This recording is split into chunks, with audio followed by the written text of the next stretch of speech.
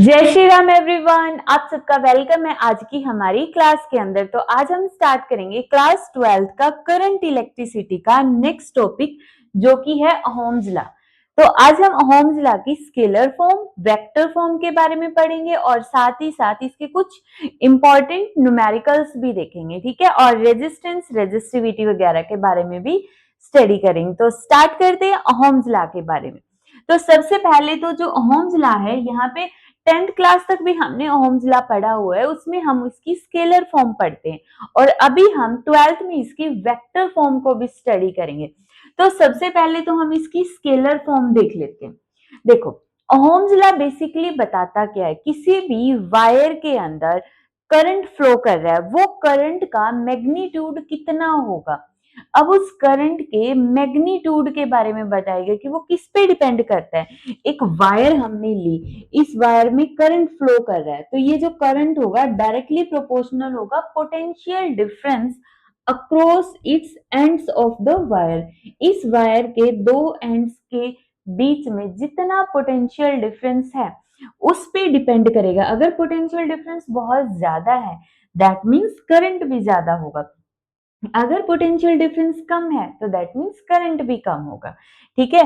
तो Ohm's law यही बताएगा कि इस वायर में करंट है वो किस पे डिपेंड करता है। एक तरह से हम इसका उल्टा भी बोल सकते हैं कि पोटेंशियल डिफरेंस किस पे डिपेंड करेगा, करंट पे डिपेंड करेगा कि V directly proportional to I। जितना ज्यादा करंट होगा इस वायर में, जितना ज्यादा करंट होगा, इस वायर का खुद का एक रेजिस्टेंस भी है, तो पोटेंशियल डिफरेंस इसमें एक वायर में करंट हो गया, रेजिस्टेंस हो गया, दैट मीन्स हम बोल सकते हैं कि इस वायर में कुछ ना कुछ पोटेंशियल डिफरेंस है, या हम जो बोलेंगे कि वोल्टेज है वो ड्रॉप हो रही है। वोल्टेज ड्रॉप होने का मतलब किसी भी रेजिस्टेंस के अंदर करंट का फ्लो करना, बस।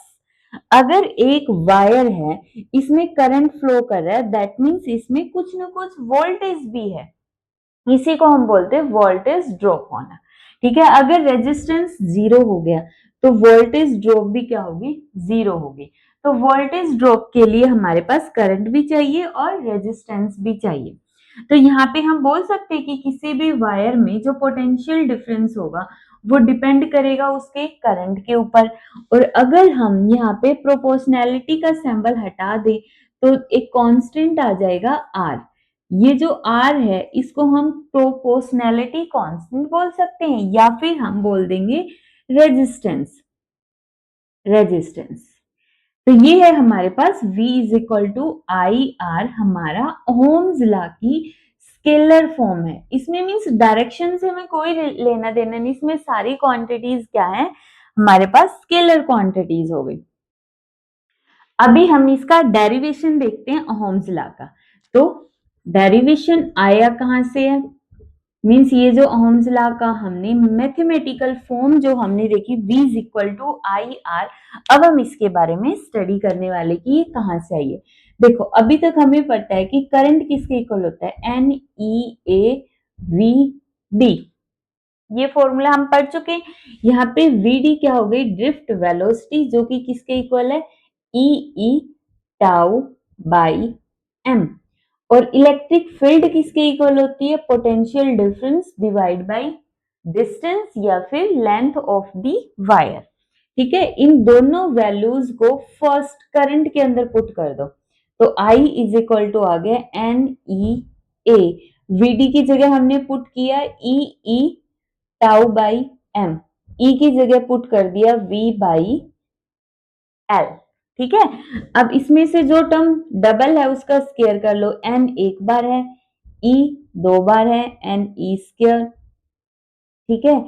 फिर उसके बाद A एज इट इज, फिर उसके बाद टाउ एज इट इज, और यहाँ पे हो गया ML, और यहाँ पे हो गया V, ठीक है। अब देखो हमारे पास V एक साइड में सिर्फ सिंगल टर्म है, तो इस पूरी टर्म को इस साइड ले आओ, तो V is equal to ML divide by N E square A tau, और ये हो गया करंट। तो ये फॉर्म और इस फॉर्म को अगर मैं कंपेयर करूं तो इस साइड में V की जगह V आ गया, I की जगह इस साइड में I आ गया, तो ये जो पूरी टर्म है ये किसके इक्वल हो गई, रेजिस्टेंस के इक्वल हो गई। तो यहाँ पे जो ये प्रोपोर्शनैलिटी कांस्टेंट आया है रेजिस्टेंस, इसकी वैल्यू कितनी हो गई, M L divide by N E square A tau. Resistance की इतनी वैल्यू है, M L divide by N E square A tau. मतलब हम क्या बोलना चाहते हैं कि एक वायर है जिसमें से करंट फ्लो कर रहा है। सिंपल, ये जो जो भी सारी की सारी वायर्स होती हैं जो हम घर में देखते हैं या फिर रोड पे, गली में, खेतों में, जो भी हम वायर्स देख रहे हैं जिसमें से करंट फ्लो कर रहा है, वो ये वायर है। इस वायर की कुछ ना कुछ लेंथ होगी, इसका कुछ ना कुछ एरिया होगा। लेंथ और एरिया हो गया, इसका मास हो गया। एन और ई क्या है, एन इसके अंदर नंबर ऑफ इलेक्ट्रॉन्स हो गए, ई उस पे चार्ज हो गया, और टाउ इसके अंदर जो इलेक्ट्रॉन्स मूव कर रहे हैं उन इलेक्ट्रॉन्स का रिलैक्सेशन टाइम हो गया। ठीक है, तो यहाँ पे ये प्रोपोर्शनैलिटी कांस्टेंट की वैल्यू आ गई और ये तुम्हें याद भी रखनी है। अगर बाई चांस, वैसे तो पूरा ही याद रखना है, फिर भी अगर भूल जाओ तो ये पक्का याद रखना है कि ये एन और टाउ के इनवर्सली प्रोपोर्शनल है। एन और टाउ के इनवर्सली प्रोपोर्शनल होता है। एन डिपेंड करता है मटेरियल के ऊपर, N depend upon the nature of material, N depend upon nature of material, और tau depend upon the temperature. Tau depend upon the temperature. Tau means relaxation time depend करेगा temperature के ऊपर, और N depend करेगा nature of material के ऊपर। ठीक है, पढ़ लिया हमने ओहम्स लॉ। यही था कि electric current in any conductor, current जो होता है वो किसके प्रोपोर्शनल होता है, टू द पोटेंशियल डिफरेंस।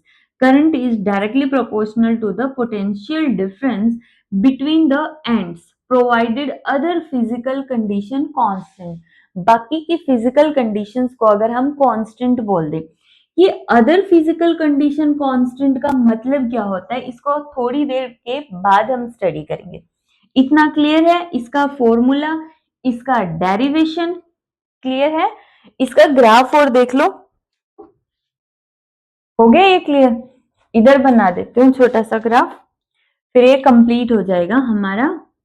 देखो ग्राफ तुम v और i के बीच में बनाओगे तो स्ट्रेट है, और ये हो गया इसकी स्लोप v बाई आई, जो किसके इक्वल हो गया, रेजिस्टेंस के इक्वल। अगर इधर v है और इधर i है तो स्लोप होगी इसकी रेजिस्टेंस, और अगर इसका उल्टा हो गया, इधर करंट हो गया और इधर वोल्टेज हो गई, तो स्लोप क्या होगी, I बाई वी, जो हो गया 1/r। और 1/r हमारे पास क्या होता है, कंडक्टेंस होता है, तो इसका जो स्लोप होगी वो कंडक्टेंस को रिप्रेजेंट करेगी।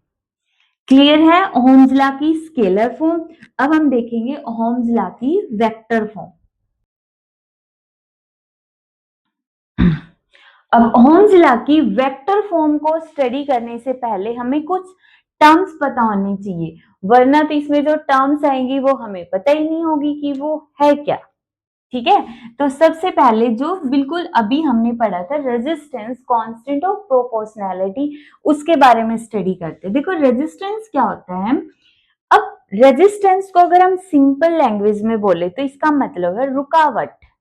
ठीक है, सिंपल रुकावट हो गई। ठीक है, ऑब्स्टेकल हो गई, ऑब्स्ट्रक्शन हो गई किसी भी चीज के रास्ते में। अगर हम बात करें करंट इलेक्ट्रिसिटी की, तो अब रुकावट किसके रास्ते में होगी, ऑब्वियस सी बात है, अगर हम करंट इलेक्ट्रिसिटी स्टडी कर रहे हैं तो करंट के रास्ते में रुकावट होगी। तो ये रेजिस्टेंस है क्या, इट इज द अपोजिशन, मतलब रुकावट पैदा करना। कौन करेगा, इंसुलेटर तो कर नहीं सकता, क्योंकि इंसुलेटर में से तो करंट ही पास नहीं होगा, तो कौन करेगा, conductor. By the conductor to the flow of electric current, मतलब जब कंडक्टर के अंदर से करंट पास कर रहा होगा तब कंडक्टर एक अपोजिशन, इसका अपोज करेगा। तो उसी अपोजिशन को वो कितना अपोज कर रहा है, उसकी वैल्यू को, उस क्वांटिटी को ही हम क्या बोलते हैं, रेजिस्टेंस बोलते हैं। ठीक है, यहाँ पे सेमीकंडक्टर भी आ सकता है, लेकिन हम सिंपली कंडक्टर मान के चलते हैं। ठीक है, तो इसकी बेसिक डेफिनेशन तो ये होगी। लेकिन अगर हम फॉर्मूले के अकॉर्डिंग देखें तो हमें पता है V इज इक्वल टू क्या होता है, आई आर। तो R इज इक्वल टू हो गया V बाई आई। इसको हम बोल सकते हैं it is defined as the ratio of potential difference across the ends of the conductor to the current flowing through it. Current flowing through it.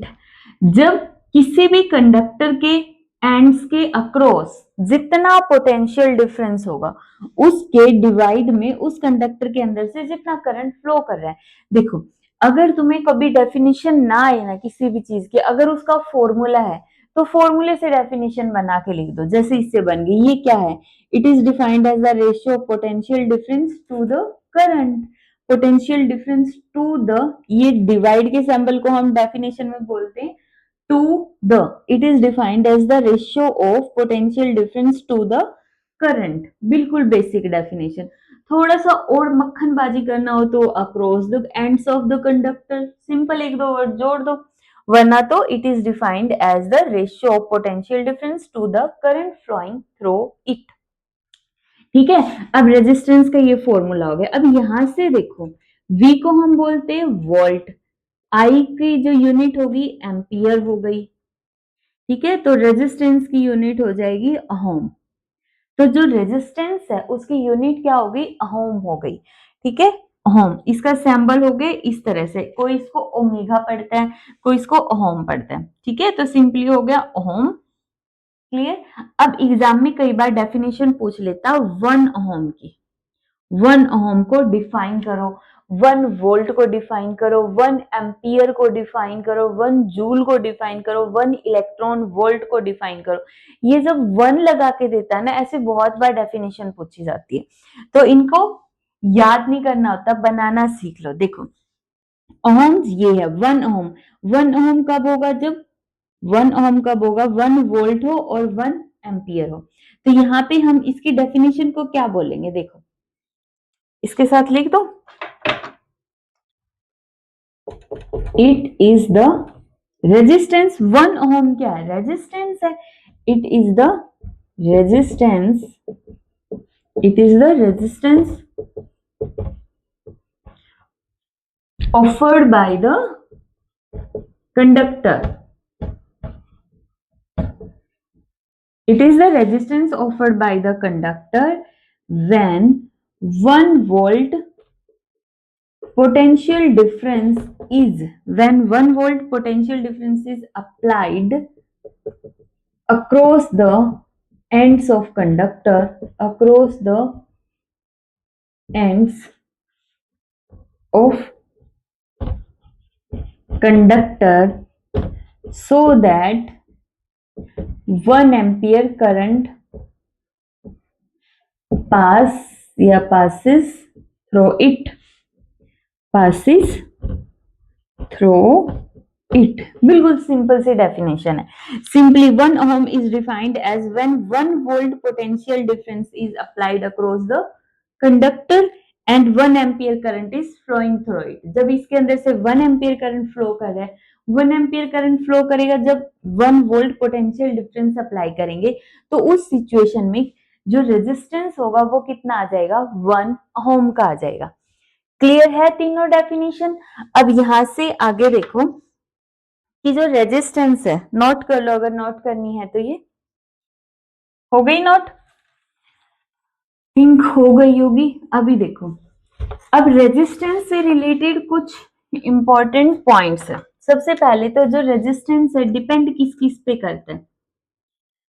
Resistance का एक formula तो हो गया ये वाला, ml divide by n E square A tau.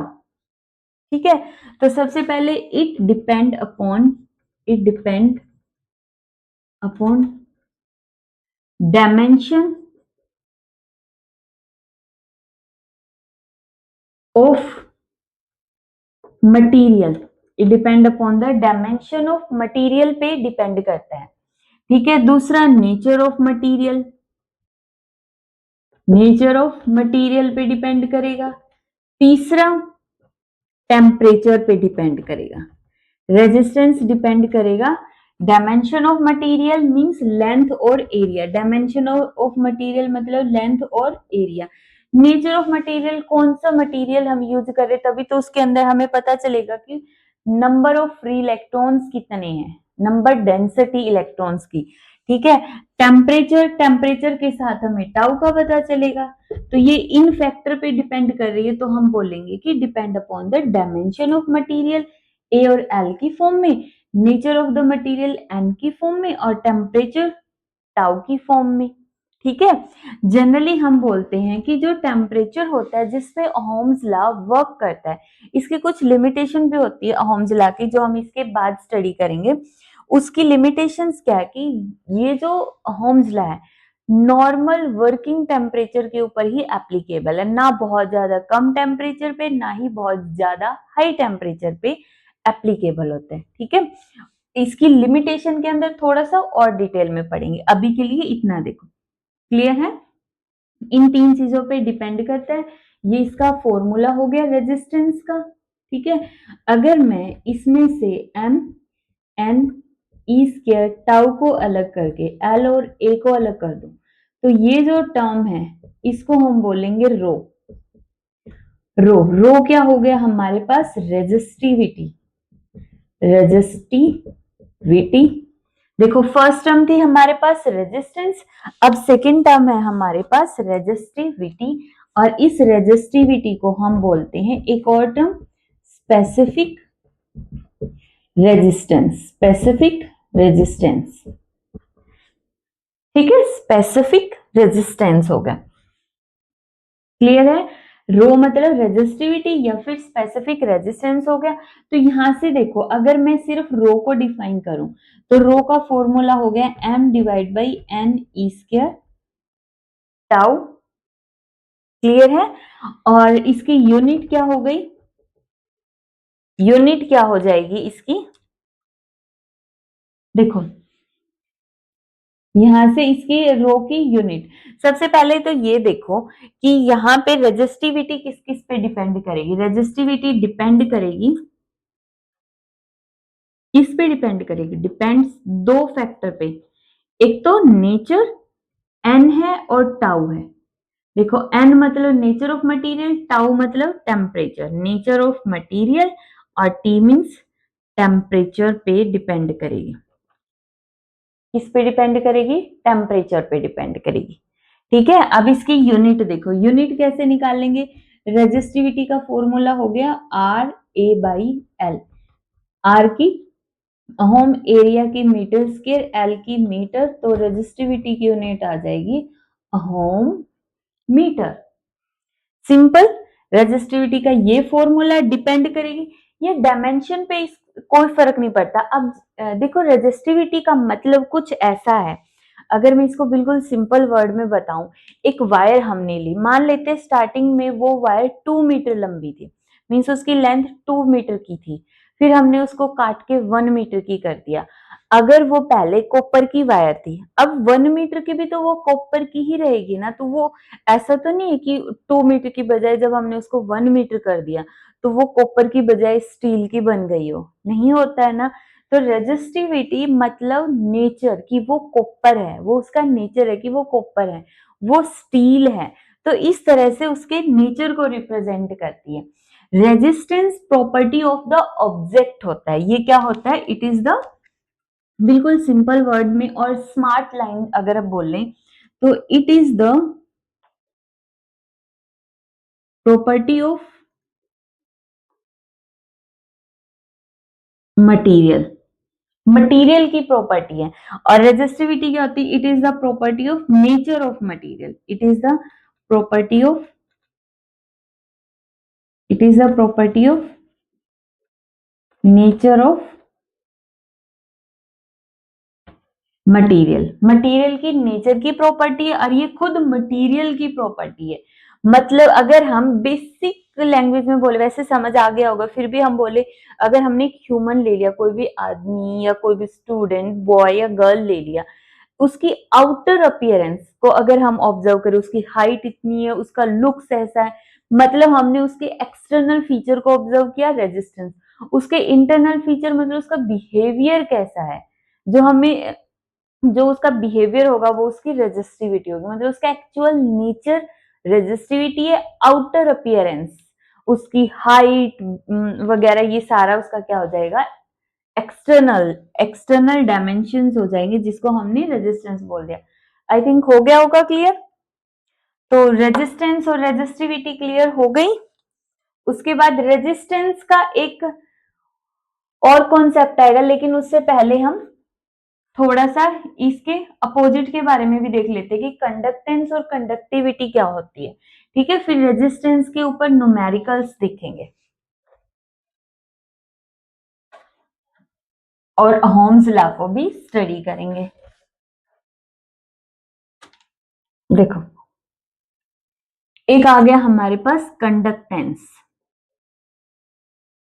ये छोटे छोटे कंडक्टेंस को हम दिखाएंगे जी से, और कंडक्टेंस होता किसके इक्वल है, 1 by रेजिस्टेंस के। सिंपल, 1 by रेजिस्टेंस को ही हम कंडक्टेंस बोलते हैं। इसकी यूनिट क्या होगी, 1 by ओह्म, मतलब कि ओह्म इनवर्स।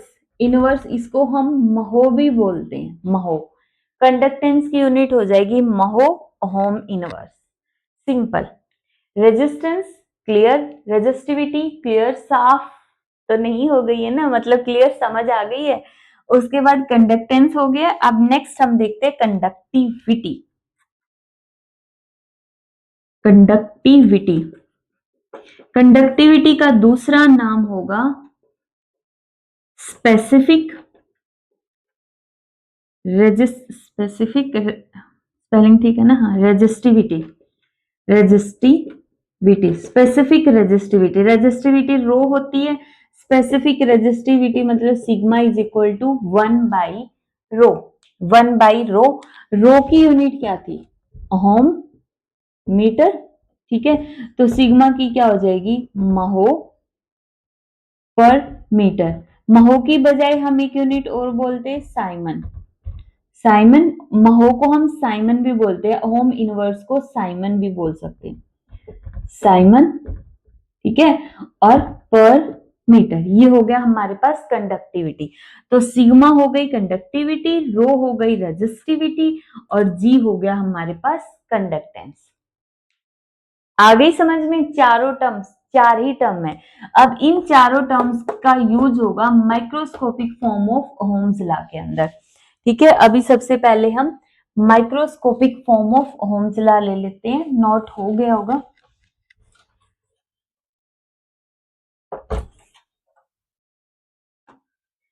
तो देखो, इसमें हम करंट से स्टार्ट करते हैं। हमें पता है ऑलरेडी कि करंट होता है NEAVD, बिल्कुल सिंपल। ये भी हमें पता है कि ड्रिफ्ट वेलोसिटी होती है, पता है ना, EE tau by M।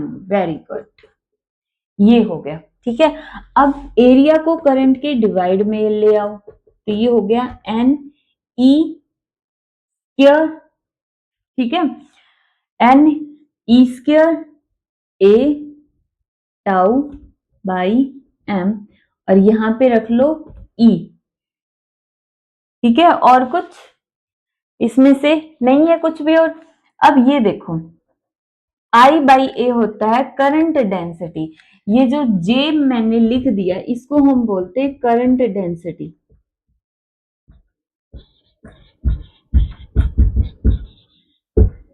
Current density clear है।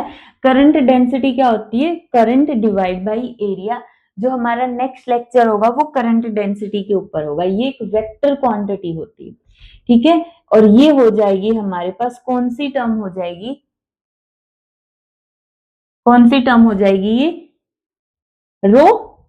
ये कौन सी टर्म है, रो है। देखो, हमारे पास रेजिस्टेंस का फॉर्मूला क्या था, ML divide by NE square A tau, और एक रेजिस्टेंस का फॉर्मूला क्या था, रो L बाई A। तो यहां से दोनों को इक्वल पुट कर दो, NE स्क्वायर A टाउ। तो यहां से देखो, L से L कैंसिल, A से A कैंसिल, तो यहाँ से गड़बड़ कहाँ हुई फिर? अरे ए को तो नीचे ले गई ना, तो ये बचा। अब देखो rho is equal to M divide by N E square tau, ये हो गई हमारे पास रेजिस्टिविटी। ये M divide by N E square tau, इसलिए हमने डिवाइड में क्या कर दिया, रो कर दिया। इसकी बजाय में 1/रो को अभी हमने पढ़ा सिग्मा, तो ये हो गई वेक्टर फॉर्म, जिसमें से करंट डेंसिटी एक वेक्टर क्वांटिटी है, इलेक्ट्रिक फील्ड भी एक वेक्टर क्वांटिटी है, इसलिए इसको हम vector form of Ohm's law बोलते हैं। Vector form of Ohm's law या फिर microscopic form of Ohm's law, microscopic form of Ohm's law, ठीक है।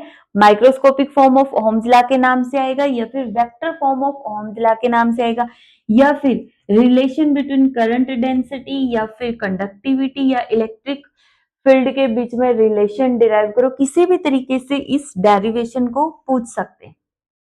इजी है बिल्कुल, कर लोगे। इसमें अगर कुछ पूछना है तो कमेंट कर सकते हो, बाकी इजी सा टॉपिक है, हो जाएगा। उसके बाद इसमें से एक टॉपिक और है छोटा सा, relation between rho and mu. यही है relation between rho and mu के अंदर, ठीक है। रिलेशन वैसे डिराइव कर सकते हो relation between rho and mu के अंदर, सिंपल है। करंट का फॉर्मूला हमारे पास यही NEAVD, ठीक है। अब यहां से A को इसके डिवाइड में ले जाओ तो J is equal to NEVD, simple. यहां से ये कई बार ऐसे 1 मार्क्स में 2 मार्क्स में क्वेश्चन पूछ लेते हैं, न्यूमेरिकल में जरूरत पड़ जाती है, वैसे करवा रही हूँ, बाकी तुम्हें खुद भी आ जाएगा। ये रो एंड म्यू के बीच में J is equal to sigma E N E, अभी पढ़ा ना हमने, J is equal to sigma E N E. VD किसके इक्वल था हमारे पास, याद करो, मोबिलिटी का फॉर्मूला क्या था, मोबिलिटी का फॉर्मूला था drift velocity divide by electric field. पढ़ चुके हम, ड्रिफ्ट वेलोसिटी की जगह मोबिलिटी इनटू इलेक्ट्रिक फील्ड आ गई, ठीक है। यहां से इलेक्ट्रिक फील्ड से electric field, sigma is equal to N E mu, और अगर हमें रो चाहिए तो सिग्मा होती है 1/रो एन ई म्यू। ये रिलेशन हमने डिराइव कर दिया between resistivity and the mobility के बारे में। क्लियर है? इसमें से कुछ पूछना हो गया क्लियर? नेक्स्ट टॉपिक स्टार्ट करें। हमें नेक्स्ट टॉपिक पढ़ना है रेजिस्टेंस का। रेजिस्टेंस के कुछ 2-3 न्यूमेरिकल्स देखेंगे अच्छे अच्छे, बाकी रेजिस्टेंस पे बहुत सारे क्वेश्चंस आएंगे आने वाले लेक्चर्स के अंदर। एक बार हम रेजिस्टेंस का जैसे करंट डेंसिटी पढ़ लेते हैं, resistance in series, parallel, short circuit, equipotential points, इनके बारे में स्टडी करेंगे, फिर रेजिस्टेंस के न्यूमेरिकल आएंगे। अभी थोड़े बेसिक न्यूमेरिकल देखते हैं। तो अभी हम इसके कुछ न्यूमेरिकल देख रहे हैं, बट उससे पहले फॉर्मूला देखो। रेजिस्टेंस का फॉर्मूला था हमारे पास L rho L by A। अब देखो हम न्यूमेरिकल पढ़ेंगे कि किसी की लेंथ चेंज हो रही है, किसी का एरिया चेंज हो रहा है, तो उनके लिए हम शॉर्टकट देख लेते हैं सबसे पहले तो। अब देखो वायर की अगर हमने लेंथ इंक्रीज कर दी है, या फिर उसका एरिया हमने इंक्रीज कर दिया, लेंथ को हमने डबल कर दिया, लेंथ को हमने हाफ कर दिया, किसी भी तरीके से अगर हम वायर को स्ट्रेच कर रहे हैं या फिर उसको कंप्रेस कर रहे हैं, उसको बेंड करके बिल्कुल थोड़ी सी जगह में उसको रख रहे, क्या चीज है उस वायर की हमेशा सेम रहने वाली है? वॉल्यूम। वॉल्यूम हमेशा सेम रहेगा।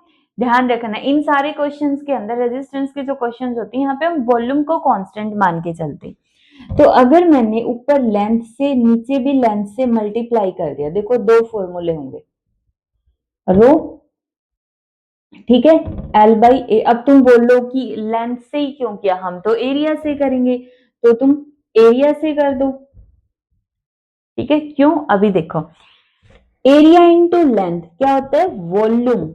एरिया इंटू लेंथ क्या होता है, वॉल्यूम। और इधर भी ऊपर क्या हो गया, वॉल्यूम, नीचे ए स्क्वायर। अब देखो वॉल्यूम कांस्टेंट है, डेंसिटी भी कांस्टेंट है, तो इसका मतलब रो भी कांस्टेंट, वी भी constant, directly proportional to L square. Resistance हो गया एल स्क्वायर के डायरेक्टली प्रोपोर्शनल, इधर ये दोनों कांस्टेंट, तो inversely proportional to A square. ये डायरेक्ट न्यूमेरिकल में यूज कर सकते हो। कैसे? यहां से देखो, जिनको ये याद नहीं रखना है कैसे आ, तो डायरेक्ट कर सकते हो। Resistance directly proportional to L square और R directly proportional to 1/a², या फिर R inversely proportional to area का स्क्वायर। कैसे यूज करेंगे? जैसे देखो, ये रहा first question. If a wire is stretched to double its length, जो हमारी लेंथ थी, अब इनिशियल रेजिस्टेंस था एल स्क्वायर के, ठीक है, फाइनल रेजिस्टेंस होगा एल फाइनल के, ठीक है। अब जो एल फाइनल है वो क्या है? डबल इट्स लेंथ, मतलब पहले वाली की डबल है।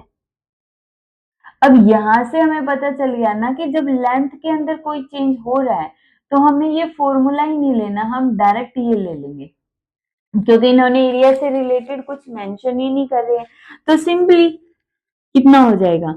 4l² और एल स्क्वायर की जगह आर आई आ गया, तो R F is equal to 4r i। Simple, ठीक है।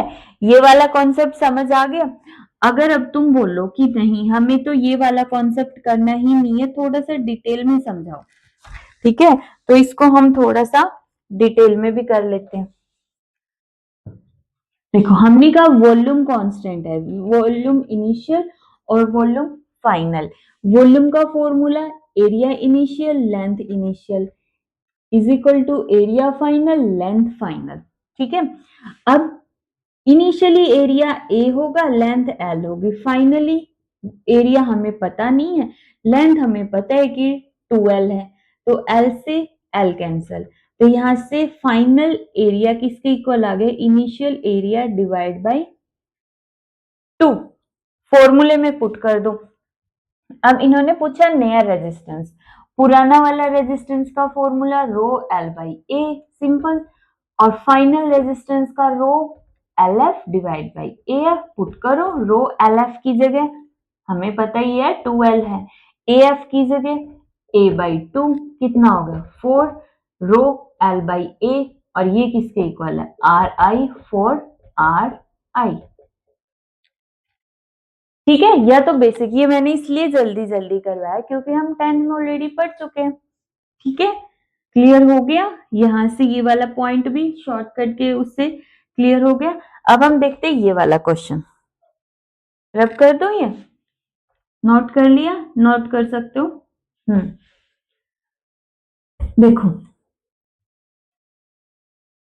अब यहाँ पे बोला wire is stressed to increase the length by 1%, हमने लेंथ को 1% से इंक्रीज किया है। Find the percentage change in resistance, length में चेंज है directly proportional to L square. जब भी जो एरर दे रखा हो या चेंज दे रखा हो 5% से कम हो, मींस छोटा हो एरर, ऐसा नहीं है कि ये 20, 25, 50% है तब ये फॉर्मूला अप्लाई करेंगे। अगर सिंपल है 1%, 2%, 3%, 4%, 5% तक हम यूज करेंगे डायरेक्ट, जो कि हमने +1 में एरर के केस में किया था, 2 del l बाई एल। अब लेंथ में कितना है इंक्रीमेंट हुआ? 1%, तो कितना आ जाएगा एरिया में? 2%, क्योंकि 1 इंटू 2 2%, तो एरिया में इंक्रीमेंट कितना आ गया? 2%। डायरेक्ट यूज कर सकते हैं, R directly proportional to L square. Same area के केस में भी हो जाएगा 2 del a बाई ए, ठीक है। बट तभी जब ये परसेंटेज चेंज 5% या उससे कम हो, वरना तो वो बड़ा वाला मेथड अप्लाई करो, इनिशियल मान के फिर फाइनल उसके अंदर इंक्रीमेंट ऐड वगैरह करके, ठीक है। नेक्स्ट और थर्ड क्वेश्चन, ठीक है, इसके बाद एक टॉपिक रहता है ओहम्स लॉ की लिमिटेशन, वो पढ़ेंगे। तो ये क्वेश्चन ध्यान से समझो, ये थोड़ा सा कंफ्यूजिंग है लेकिन क्वेश्चन बहुत इजी है। VI graph for the two resistor of the same material and same radius। A और B दो मटेरियल हैं, सेम है, जैसे कॉपर कॉपर है दोनों, ठीक है। दोनों की रेडियस सेम है, मतलब दोनों का एरिया सेम है, रेजिस्टिविटी भी सेम और एरिया भी सेम। लेंथ अलग अलग है, इनमें से एक की लेंथ L1 है, दूसरे की L2, हमें नहीं पता कौन सा L1 है और कौन सा L2 है। State which graph is for L1, यही बताना है। तो देखो कैसे बताएंगे, ग्राफ दे रखा है तो हम स्लोप निकाल सकते हैं। हमें बताया रेजिस्टेंस किसके इक्वल होता है? V बाई I के इक्वल होता है। तो यहाँ पे देखो हमने दो रेजिस्टेंस ये ले लिए हमने, जैसे हमने, तुम्हारी मर्जी है, तुम इसको ऐसे ले सकते हो, वोल्टेज सेम और करंट अलग अलग, या फिर इसका उल्टा ले लो, करंट एक और वोल्टेज अलग अलग हो जाएगी। तो मैंने इधर से खींच दिया ये, ठीक है। ये हो गया करंट बी का और ये हो गया करंट ए का। सेम वोल्टेज के ऊपर जो ए मटेरियल है उसका करंट आई ए है उसके अंदर, और उतनी ही वोल्टेज में बी मटेरियल पे करंट कितना है, आई बी है। तो यहां से देखो, इसको मैं ए कर देती हूँ और इसको मैं बी कर देती हूँ, ठीक है। अब यहां से देखो वोल्टेज सेम है, तो इसका मतलब सिर्फ करंट पे डिपेंड कर रहा है। सेम वोल्टेज पे आई ए ग्रेटर है आई बी से, आई ए ग्रेटर है, डिनोमिनेटर बड़ा है, तो मतलब आर ए लेस देन होगा आर बी से। यही कंक्लूजन निकला ना कि ए वायर का जो रेजिस्टेंस है उसकी जो स्लोप है वो कम होगी बी से। अब रेजिस्टेंस लेंथ के डायरेक्टली प्रोपोर्शनल होता है, resistance directly proportional to length. अगर रेजिस्टेंस कम है ए का तो लेंथ ऑफ ए भी कम होगी लेंथ ऑफ बी से, ठीक है। ए मटेरियल की लेंथ कम होगी, और लेंथ कम किसकी है, L2 की, तो L2 लेस देन L1, मतलब जो 2 वायर है वो रिप्रेजेंट कर रही है 2 ए को और 1 बी को। तो इन्होंने बोला है state which graph is for L1, कौन सा ग्राफ L1 वायर को रिप्रेजेंट करता है। तो L1 को कौन रिप्रेजेंट कर रहा है, बी ग्राफ। क्यों, क्योंकि बी का रेजिस्टेंस क्या है, ज्यादा आ रहा है, बी का रेजिस्टेंस ज्यादा आ रहा है, और इन्होंने बी की लेंथ ज्यादा दे रखी है। और बी का रेजिस्टेंस कब ज्यादा होगा, जब उसकी लेंथ भी ज्यादा होगी। क्यों, क्योंकि resistance directly proportional to length हो गया। क्लियर है न्यूमेरिकल, ठीक है। अब हम इसके ओह्म्स लॉ की लिमिटेशन स्टडी करेंगे।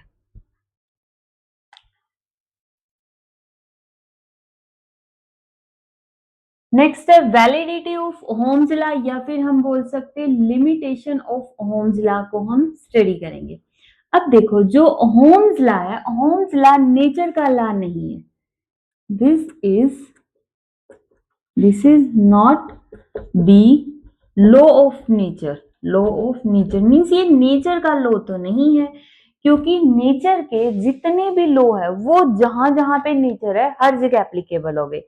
जहां जहां पे नेचर है मतलब पूरे यूनिवर्स के अंदर, पूरे यूनिवर्स में वो लॉ एप्लीकेबल होना चाहिए एट एवरी कंडीशन, ठीक है। अब जैसे ग्रेविटेशनल लॉ है, चाहे सर्दी हो, गर्मी हो, बारिश हो रही है या नहीं हो रही है, हवा तेज चल रही है नहीं चल रही है, तो वहां पे क्या ग्रेविटेशनल फोर्स काम करता ही करता है। तो मतलब ग्रेविटेशनल लॉ है वो लॉ ऑफ नेचर है। तो इसी तरह जो ओह्म्स लॉ है ये लॉ ऑफ नेचर नहीं है, because it is not universal, it is not universal. क्यों नहीं है यूनिवर्सल, क्योंकि ये हर एक कंडीशन पे अप्लाई नहीं होता है। It is not applicable because it is not applicable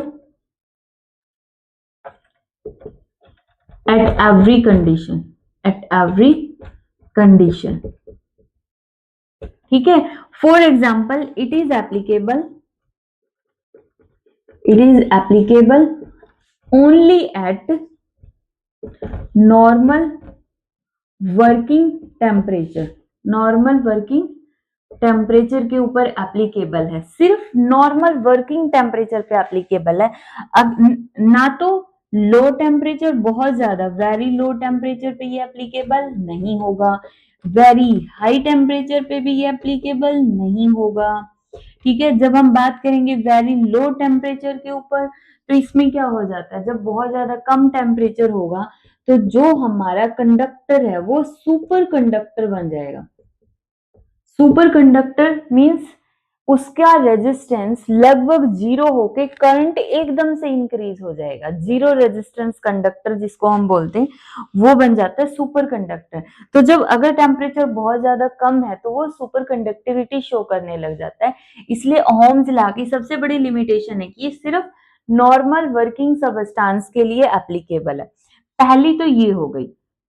दूसरी इसकी हो गई, ये सिर्फ ओहमिक कंडक्टर्स के ऊपर एप्लीकेबल होता है।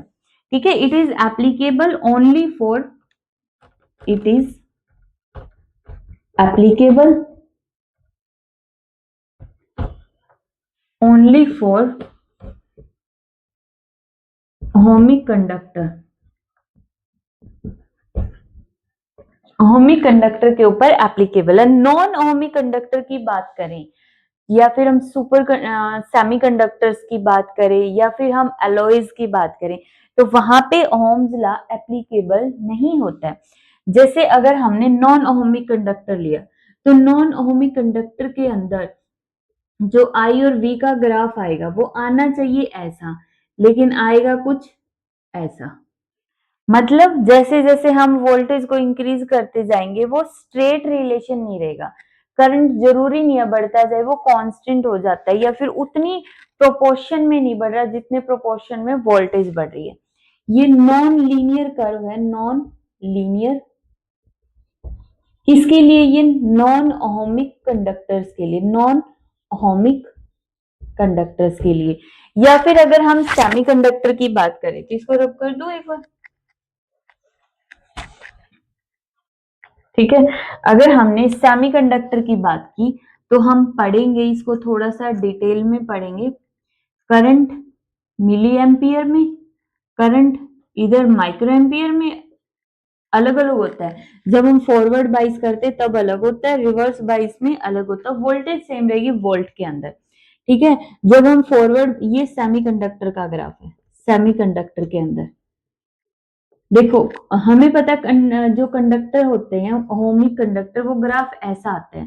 तो नॉन ओहमिक में ऐसा आ गया, इसमें ऐसा आएगा, और इन रिवर्स बाइसिंग में आएगा बिल्कुल शार्प इंक्रीज। ठीक है, ये सेमीकंडक्टर के अंदर भी इसका मतलब ओहम्स लॉ को फॉलो नहीं किया। उसके बाद हम अगर एलईडी वगैरह के अंदर देखें, एलॉयज में, जैसे कि गैलियम आर्सेनाइड हो गया एलईडी के अंदर। ठीक है, करंट मिली एम्पियर में, वोल्टेज हो गई, तो कुछ इस तरह का ग्राफ ऐसे शो करेगा कि एक वैल्यू ऑफ करंट होगी different different amount of voltage के ऊपर। वोल्टेज की वैल्यू अलग अलग है, लेकिन इतनी वोल्टेज पे करंट हर बार वही रह रहा है। दैट मीन्स प्रोपोर्शनल नहीं है, डायरेक्टली प्रोपोर्शनल नहीं है। तो इस तरह से कुछ कंडक्टर्स को छोड़ के ओहम्स लॉ एप्लीकेबल नहीं होता है, ना ही वो बहुत कम और बहुत हाई टेम्परेचर पे ओहम्स लॉ वैलिड होता है। क्लियर है? तो आज के लेक्चर में हमने ओहम्स लॉ को स्टडी कर लिया। नेक्स्ट लेक्चर के अंदर हम देखेंगे करंट डेंसिटी के बारे में। तो तब तक के लिए अपना प्रैक्टिस करते रहना। अगर कोई सजेशन हो तो दे सकते हो। बाकी जय श्री राम एवरीवन।